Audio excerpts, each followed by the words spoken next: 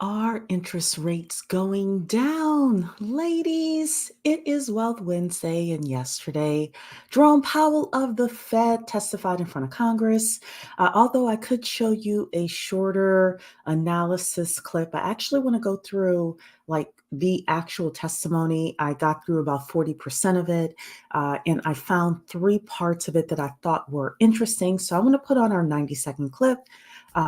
Intro, give a chance for people to come in. Hit the like button on your way in or put replay in the comments if you're listening to the replay. And I will see you on the other side of our 90-second intro. Here we go.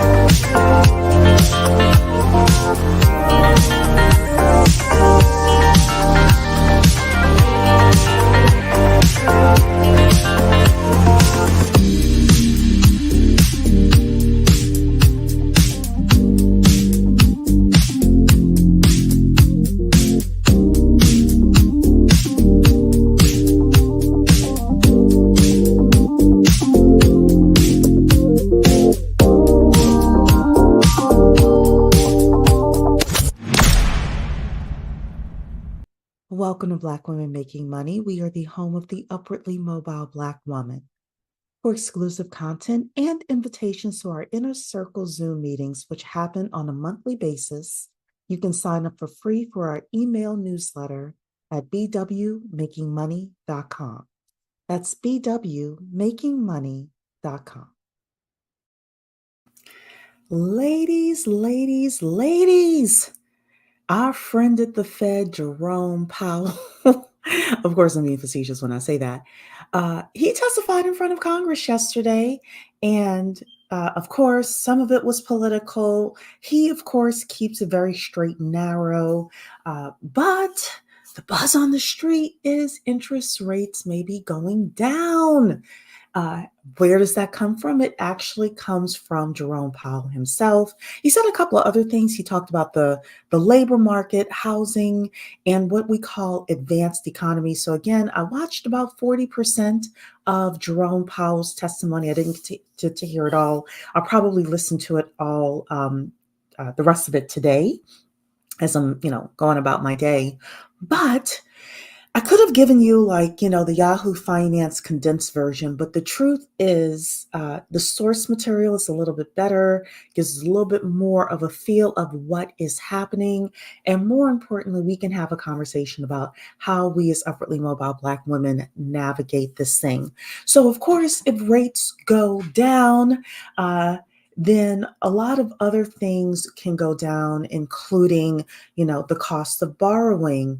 If you want to buy a home, if you have some credit card debt, and right now those interest rates are sky high. So all sorts of opportunities come with regards to reductions in rates. Another thing that happens when rates are reduced is businesses tend to borrow more money, which means that they can hire more people, etc. Jerome Powell admits, and we talked about this last year, that they put inflation, the reduction of inflation, getting the inflation down to 2% or less, they put that above unemployment, meaning that they are okay with, quote unquote, the cooling of the labor market or more unemployment if it's going to reduce inflation. Now, in these testimonies, Jerome Powell will say, oh, we have a dual mandate of maximum employment and stable pricing. But don't get it twisted. We talked about this last year. If you listen to Diamond Dave has talked about this as well. They were okay last year and are still okay with unemployment going up or underemployment going up if that is going to reduce inflation in the country. So, um, we are going to again listen to some of Jerome Powell's testimony. I'm going to come in and kind of give you some analysis with regards to this, but I want you to have the real information, the real data from the source so that you, as an upwardly mobile Black woman, knows how to navigate your next employment move. If you have family you're taking care of and they're underemployed, what's going to happen with them, these prices going to continue rising, etc. So this is part one. This is about the cooling labor market. Let's hear the question from this senator and then Jerome Powell's response. Let me switch to something else that might be more within your line of response. You said in your opening statement that the labor markets appear to be in a better balance. And that's one of the key factors to judge whether interest rates can be raised. I must say I'm concerned a bit that we're not on a very faster track to decreasing interest rates from the Fed, and because of the better balance you cite. Could you comment on that, Mr. Chairman? Sure. So the most recent labor market data do send, to your point, a pretty clear signal that labor market conditions have cooled considerably compared to where they were 2 years ago. This is no longer an overheated economy. This is an economy, as I mentioned in my opening remarks, that is more or less back by most measures to where it was before the pandemic. And that was a strong labor market, but it was not an overheated labor market. So I think the upshot of that really is that we're well aware that we now face two-sided risks and have for some time. But now the labor market appears to be fully back in balance. We know that if we move too quickly, we risk unnecessarily hampering economic activity and possibly interfering with the ongoing expansion. We know that if we move too slowly, that we may undo the good we've done. Well, actually, it's the other way. If we loosen policy too late or too little, we could hurt economic activity. If we loosen policy too much or too soon, then we could undermine the progress on inflation. So we're very much balancing those two risks, and that's really the essence of what we're thinking about these days. But the direction seems to be going towards lowering interest rates at some point. We would hope that might be a wish rather than a direction. I think if you look at the last summary of economic projections, I guess I would say it this way: it doesn't seem likely that the next policy move would be a rate increase. We don't take things like that off the table, but that does not seem the likely direction. The likely direction does seem to be as we make more progress in inflation and as the labor market remains strong, we begin to loosen policy at the right moment. Okay, so good morning, NC worker. Good morning to all of my ladies as you all are getting dressed, getting ready. Just wanted to come share some of the latest economic news with you with regards to, do we think interest rates are going to go down? Are they going to go down in September? Obviously, Jerome Powell is very measured in his response, but he said it's unlikely that rates are going to go up. They are carefully looking at, they care more about business and capitalism and overall, like what's happening with the economy than they do, for example, Black unemployment or women unemployment or underemployment, right? So, it looks like rates may be coming down. It looks like the Fed is starting to see some of the numbers that they're looking for with regards to inflation.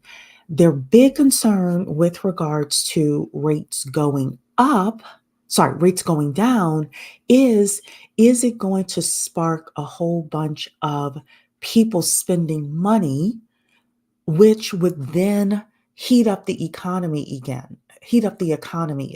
So um, the other thing is, if rates go down and a whole bunch of businesses start putting out help wanted signs, and labor goes up, and the amount of money that we can make in our wages goes up, then like the overall economy, then they don't want that either. They don't want that either. Now, this doesn't mean your own personal economy can't go up, right? Shout out to Mentor Shelley. Like, take care of your own personal economy, ladies. You should be skilling up and progressing within your family so that your own personal um, wages or income increases. If you own a full-time business, if you own a part-time business, there are things you can do for that business to increase. But overall, they want to figure out how to have as much employment as they possibly can without triggering inflation. So we're going to go to another part of the testimony here. We're going to talk about housing. So housing starts here. Okay, let's hear the question and then the response with regards to housing. And this housing is not just with regards to purchasing housing, but also apartments and rents as well. Okay, here we go. Good to see you here today. Appreciate your work. Look, regardless where I go in the state of Montana, housing is a big issue, whether it's Billings or Butte or Bozeman or Busby or Big Sandy, it doesn't matter. Larger towns to medium-sized towns to small towns, housing is a huge issue. And I think it's a huge issue all over the country, and correct me if I'm not correct in that. And I was wondering how the housing challenges fit into the overall economic picture that you're seeing. So we do pay a lot of attention, and I would agree with you. We have significant housing issues in the country, and we had them before the pandemic. Certainly, the pandemic has created new distortions, and monetary policy works through interest-sensitive spending. There is no more interest-sensitive spending than buying a house and having a mortgage. So, for sure, our tighter policy is having an effect on economic activity in the housing sector. But I would also say the best thing we can do for housing is to succeed in getting inflation down to 2% on a sustainable basis so that rates can come down, so that the housing market can get back to what was the pre-pandemic normal, which is to say still a housing shortage, but not dealing with the kinds of specific things we're dealing with now. So let me drill down a little bit. I'm speaking not necessarily from a housing cost interest, and you're correct on the things you just brought up. I'm speaking more from a standpoint of economic growth, and that there are plenty of small businesses, schools, hospitals, Main Street businesses that can't hire people, they can't expand because there simply is no place for them to live. How does that fit into your economic outlook metrics? Because I think it's, from my perspective at least, I think it's limiting the opportunity for expansion. It's limiting the opportunity for entrepreneurs, business startups. And does that fit into the economic picture that you look at? I do want to make a comment. This guy is from Montana. And he's saying he's spoken to people all over Montana. He's spoken to people, I guess throughout the United States. But in Montana, like, people are not rushing to move to Montana. But he does have some businesses, I guess, in his state, because he is a senator in his state, that are looking to expand, looking to purchase land, looking to expand, want to bring in potentially. A lot of states now are looking to become tech hubs. A lot of cities are looking to become tech hubs. However, if they do not have the infrastructure to support 20 to 30-year-old Gen Zers and young millennials with regards to housing, with regards to internet service, things like that, they're not going to be able to attract that talent.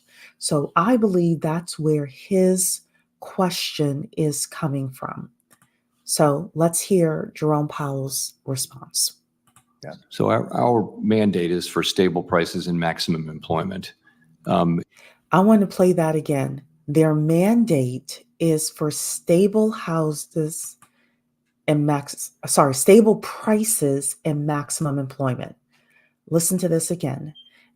Jerome Powell's mandate is for stable prices and maximum employment. It has nothing to do with housing. If the supply of housing goes up, if the supply of houses come down, that's not their mandate. That way you know how they're looking at things and what kind of decisions they're making. And again, your own personal economy can be different from what these individuals are doing at the Fed, in Congress, in the Senate, in the White House, etc. But let's listen to this again. The startups. And does that fit into the economic picture that you look at? So our mandate is for stable prices and maximum employment. And again, I think for housing supply, the best thing we can do is get inflation under control so that rates can come back down, so that we can have a more normalized set of rates and a more normalized housing system. But I think policies to increase housing supply are really not so much in the hands of the Fed; they're in the hands of legislatures, state and federal. Do you believe that if we were to put forth some housing incentives, whatever they may be, that could have if those incentives resulted in more affordable workforce housing on the market, that would have positive impacts on the economy? These are questions for you, but I would say this, that I'm aware that housing is in short supply, and that for many it's a critical need for the workforce. Okay. And so more of it is better. But as to where the fiscal policy how you should prioritize that, that's not up to us. Okay, so that was part 2. Again, everybody who's just coming in, please hit the like button for me. We're talking the economy this morning. Does it look like rates are going down? The answer is yes. It looks like rates are going to most likely go down. Will they go down in September? We'll see. They're still looking at the economic data. I wanted to give you some of the raw testimony here. Jerome Powell yesterday was giving his semi-annual testimony in front of the Senate. This specific session was about housing. The senator is asking him about housing incentives. He's like, that's it. That's not my job. That's not my job. That's basically what he's saying. That's up to you. Why are you bringing me into it?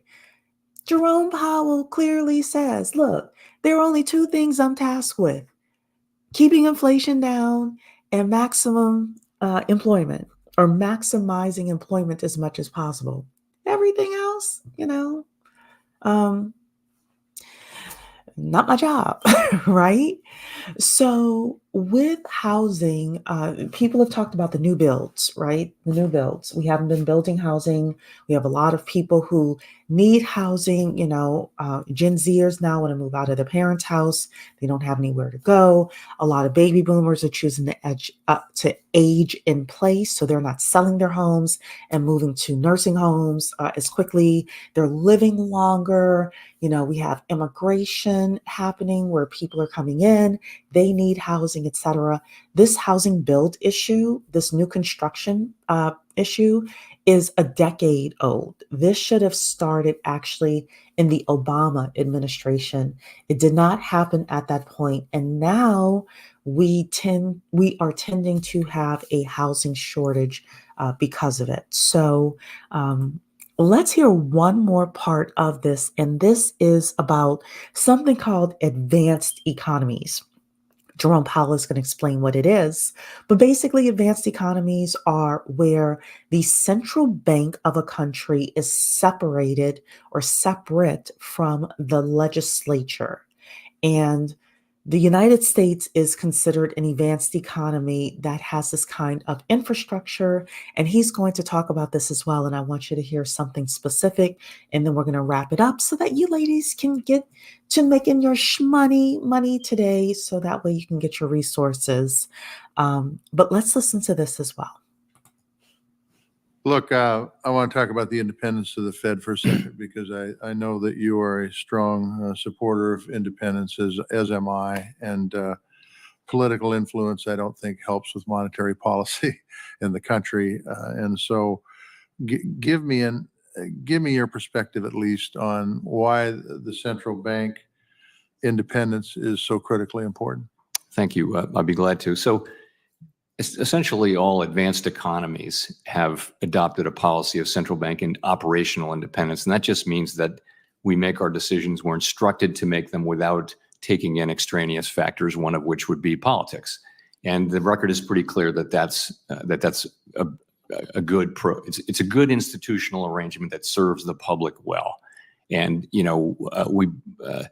we just want to stress, as we do periodically, that this is an institutional choice that we make as a country, and that as long as it's seen to serve the public well, it's a good choice. We think so. Okay, on advanced economies, there's some that talk about the economy of this country not being in very good shape. From your perspective, tell me how the economy of this country is doing compared to other advanced economies that have central banks. So I'm in lots and lots of international discussions as part of my job. And the story for the last 2 years has been just how exceptional the performance of the U.S. economy has been. And that's not a secret. Clearly the U.S. economy has performed very well compared to sort of our advanced economy colleagues. Is there any country in the world with a central bank, any advanced economy that's performing better? Better as a central bank? Any economy that's an advanced economy that has a central bank that performs better than us? None comes to mind. As I think of the majors, the answer would be no. Okay, thank you. Thanks, Senator Tester. Okay, so that's the word. With regard to advanced economies, again, that is where the central bank is independent from the legislature. It was asked, does America have the best economy in the world? The answer is yes, based on the numbers. Of course, we know the numbers can be finagled, things like that. The best thing you can do, again, Mentor Shelley's statement, focus on your own personal economy. Being a part of our Rich AF book club, for example, is a great way for you to do that, just so we can get in the frame of mind. Number one, how do we make more money? What kind of skills do we need to make more money? And not just technical skills, but soft skills as well. What kind of multicultural networks do we need to have? How do you ask for a raise? Once you get the raise, how do you live a good life while still budgeting, right? While still making sure you're saving? How can you get your life set up so that you could have 25% of your income going to savings? I know a guy who has 70% of his income going to savings. And I'm not talking about like, Alex Hermosi, somebody off the, I'm talking like, somebody I know, somebody I interact with. These things are possible. Ladies, we got to get our own personal economies in check, right? So the mandate for Jerome Powell and the Fed is to get inflation under control, number one, and number two, to have maximum employment in a system where inflation is under control. So the way that we, of course, ensure our maximum employment, technical skills, soft skills, multicultural networks, and having our resources together. If you have those four things, I'm a broken record. You have those four things, you got a shot in America. Because so many people would hear that last part that Jerome Powell said with regards to the economy, according to their numbers, are doing well, even though they took coffee out of the inflation numbers, right? They're still, saying, hey, the economy is doing well, is doing better than ever. But so many people are not feeling that. They're not feeling that at the grocery store. They're not feeling that at the gas pump. They're not feeling that in their wages, in their ability to actually not only survive, but to thrive as a middle class American. And this is going to spill over into politics, which is why on this channel, we do not run away from politics. I do believe that politics and the economy are very, very much linked together. Even though Jerome Powell was saying, yeah, the central bank and what we do at the Fed is separated from politics and politicians, trust me, they keep an eye on each other.